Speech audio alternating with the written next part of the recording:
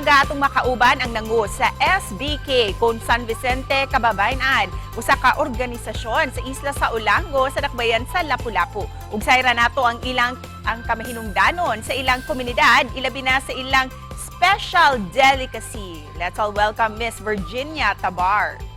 Maayong buntag, Ma'am Virginia. Welcome sa GMA Regional TV Live.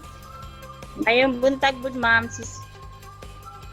Hello, mayong buntag. Kumusta ang imuhang kabuntagon, Ma'am Virginia? Ug unsa poy nakapadasig nimo matag buntag? Ano ma'am, mayong buntag. So, makapadasing na mo sa karong buntag, so ang amo yung pasang luto og pan Bisaya. Isgutan ta, kini inyong lamian kayo nga pan Bisaya kay we've learned na ikaw mo'y leader sa inyong grupo din sa isla sa Olango. Pwede ba mi makaibaw kung unsa ni ang inyong organisasyon, ma'am? So, ang amo yung pan Bisaya, ma'am, lahi ra gyud ni siya sa uban kay kuan ra gyud siya, native ra gyud siya. So, ano yun siya, luto na mo sa pugon. So, mo ni nakalahi sa uban nga pan. Unsa po'y mga sagol ni ining lamian ninyo nga pan Bisaya, ma'am? So, ang sagol ra gyud na mo, ma'am, mao ra gyud na mo ng harina, daya flour, dayon coconut milk, sugar. So, mao ra gyud na ang amo ang kuan kanang ingredients sa among pan Bisaya. So, native ra gyud siya nga kuan. Mga pila na mo kabuok miyembro din sa inyong grupo, ma'am, ug kinsay mga sagad miyembro ninyo? So kami ma'am is 236 member. So 16 ra kami ka empleyado, din puro ra jud mi babae.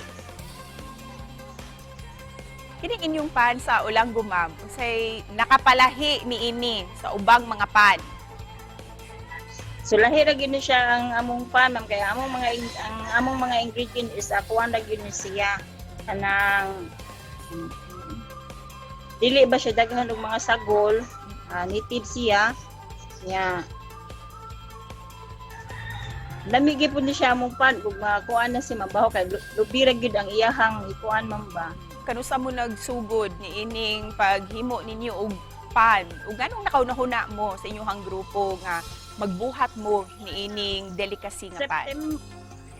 September 8, 2014 na gyud mi nag-start ani sa amo ang organization ma'am. Doon na ba'y nagtudlo ka ninyo, ma'am, sa pagbuhat ni ining pan Bisaya? So gisunod na po ni sa amo ang mga katiguangan ma'am. Nara po nagtudlo namo. Pero ang inyong grupo, ma'am, kining SBK, kanusa jud ni na nagkagrupo mo ug nagkahiusa mo din ang mga kababayan sa Olango? So nagrupo na yung kuan sad mi sa amo ang kapitan ani sa barangay captain or council. Gigrupo mi siyang isa ka babayan-an so nang nabuo ang among pangan kanis SBK San Vicente Kababayan-an. So mo ni ang livelihood diri sa Olango ma'am sa San Vicente. Og talking about livelihood, para kaninyo, ma'am, usay na itabang ni ining pan Bisaya ilabi na rong panahon sa pandemya ug gani nandoon na pay miaging bagyong Odette. Usa sa siya nakatabang namo ang kaning pan Bisaya ma'am kay mao man jud namo ang income nasad mi nang nakakuan sad mi sa amo ang kaugalingon beneficiary sa mi ani ma'am kay tungod nang wala pa ni ang pan Bisaya so wala mi trabaho, wala mi sweldo, wala mi pangkuan sa among mga bata.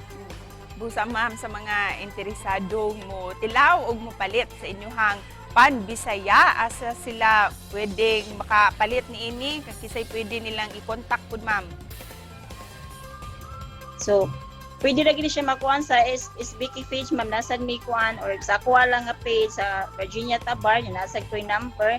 Naari ra sa San Vicente ra gid siya makita ma'am, San Vicente, Olango Island. Ug isip panapos, Ma'am Virginia, unsay mensahe nimo para sa ato ang mga kapuso nga nagtan-aw nato karong buntaga? So ako mensahe nga kung ganahan mo kaon og pan Bisaya, visit ra mo ngari sa Barangay San Vicente, doon ra gyud sa entrance gyud sa Taytayan Camp. Then nasad mi pwede ra sad mo ug mo bisita ari, pwede ra sad mo demo sila ug usaon paghimo pan Bisaya mo offer ra sad ni ma'am. Sige ma'am, duaw niya mi din ha sa Olango Island ma'am. Daghang salamat kaayo Ma'am Virginia. Walay sa payan ma'am, salamat sa pag-invite.